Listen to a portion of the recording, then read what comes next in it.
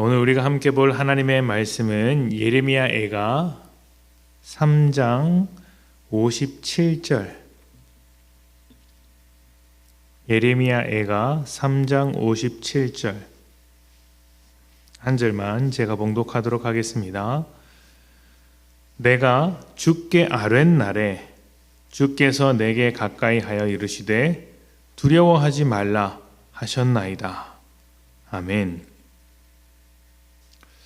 교회라는 곳은 다양한 색깔의 사람들이 특별한 자격이나 조건 없이 제약 없이 오직 예수를 믿는 것 하나로 모여든 공동체입니다. 이 공동체를 예수님의 몸이라고도 이야기하는데 머리 되신 예수님을 주인으로 고백하며 그 뜻대로 살아가고자 하는 사람들이죠. 그런데 그 뜻대로 살아가고자 하는 것과 실제로 사는 것은 좀 다릅니다.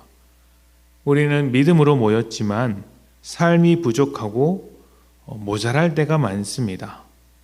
실수를 하죠. 믿는 자답지 못한 모습이 보여질 때가 생각보다 많이 있습니다. 그런데 이것은 이상한 것이 아니라 자연스러운 것입니다. 왜냐하면 우리는 잘 믿어서 우리의 믿음이 온전하게 완성되어서 교회가 된 것이 아니라 죄인에서 하나님의 자녀로 이제 막 태어났기 때문에 교회로 부름을 받은 것이죠. 태어난 아기를 두고 완성된 인생이라고 말하는 사람은 없습니다. 자라야 합니다. 성장의 과정이 필요하죠. 믿음도 그렇습니다. 교회를 다니는 것은 이제 믿음이 성장하는 과정을 밟아 나가겠다는 것이고 이 과정이기 때문에 완성이라는 것이 있고 그 완성이 아직 오지 않아서 우리는 부족한 현실을 살아가는 것이 당연하다는 것입니다. 이렇게 부족하다 보니 완성되어 가는 중이다 보니 그 과정에서 시행착오를 많이 겪습니다. 무엇이 건강한 믿음인지 하나님의 뜻은 무엇인지 착각을 해서 길을 잃을 때가 많은 것이죠. 그 중에 대표적인 것 하나를 꼽으라면 저는 기도라고 생각합니다. 우리는 기도의 가치를 정성과 열심 그리고 간절함에다가 둡니다. 기도하면 정성껏 기도하면 열심히 기도하면 그것이 나의 믿음을 증명하는 것이고 응답받는 열쇠라고 생각을 하는 것이죠.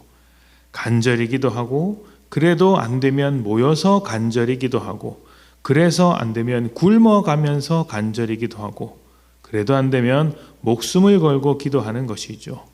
이런 것은 모두 나의 정성과 간절함과 열심을 쏟아내는 것입니다.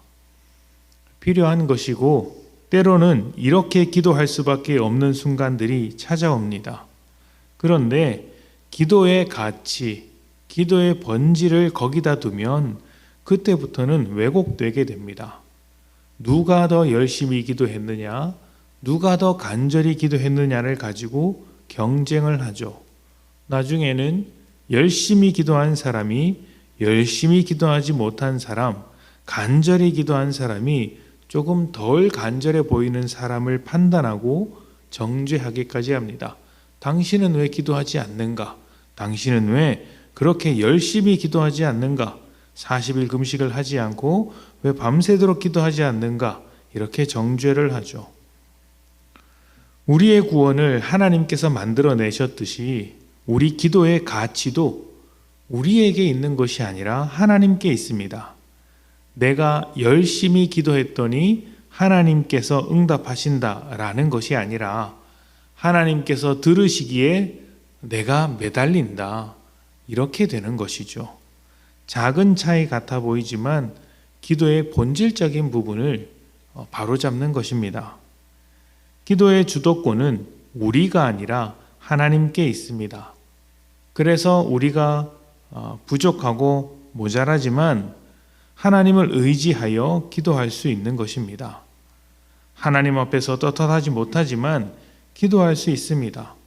때로는 내 욕심인 것 같은 제목으로도 기도하지만 하나님을 의지하기 때문에 하나님이 우리의 있는 모습 그대로를 인정하고 받아주시기 때문에 기도할 수 있는 것이죠. 물론 그 기도를 욕심대로 한 기도를 들으시는 하나님께서 우리의 욕심대로 응답하지는 않으실 것입니다.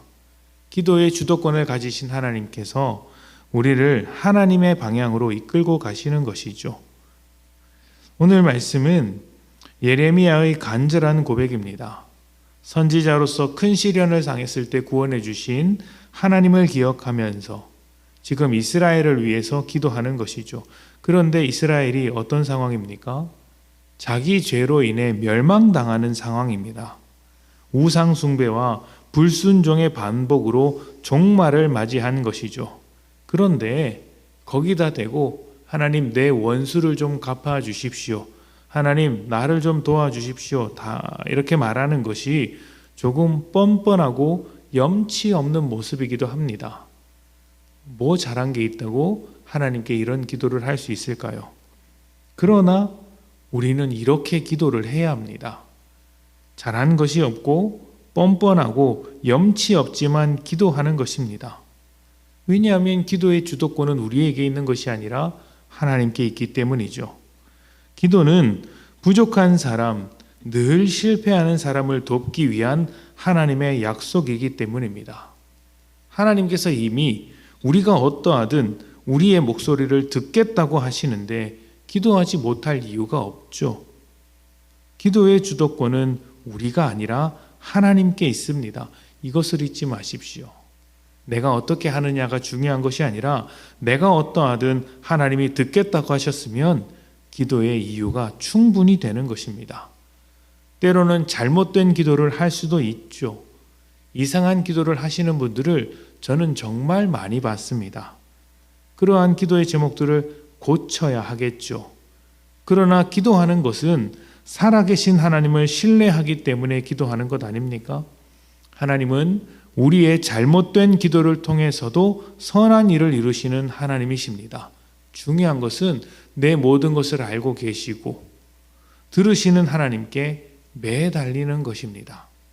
하나님께서 우리의 기도를 고쳐가면서 더 좋은 것으로, 더 복된 것으로, 더 선한 것으로 응답하실 것이기 때문에 우리는 그 어떤 기도 제목을 가지고도 일단 하나님 앞에 매달리는 것이 중요합니다. 하나님께 맡기고 하나님께 내어놓고 의지하는 것이죠. 모든 것의 주인 되신 하나님은 우리의 기도의 주도권을 절대로 빼앗기지 않습니다. 우리 기도를 통해 우리를 이끌어 가실 것입니다. 우리를 주도해 갈 것입니다. 그러니 여러분 하나님 앞에서 기도하십시오. 있는 모습 그대로, 때로는 부족한 모습 그대로 기도하시는 것입니다. 우리의 뻔뻔한 기도를 통하여서 하나님께서 기뻐하시며 역사하실 것입니다. 그래, 너는 나를 의지하는구나. 잘못되었더라도 의지하는구나. 내가 그렇게 해주마라고 응답하실 것입니다. 기도를 통해 역사하시는 하나님께서 우리에게 하나님께 가장 좋은 것으로, 우리에게 가장 좋은 것으로 응답해 주실 것입니다. 매일매일 기도함으로 하나님의 일하심을 경험하는 복된 여러분 되시기를 축복합니다. 우리 함께 기도하겠습니다.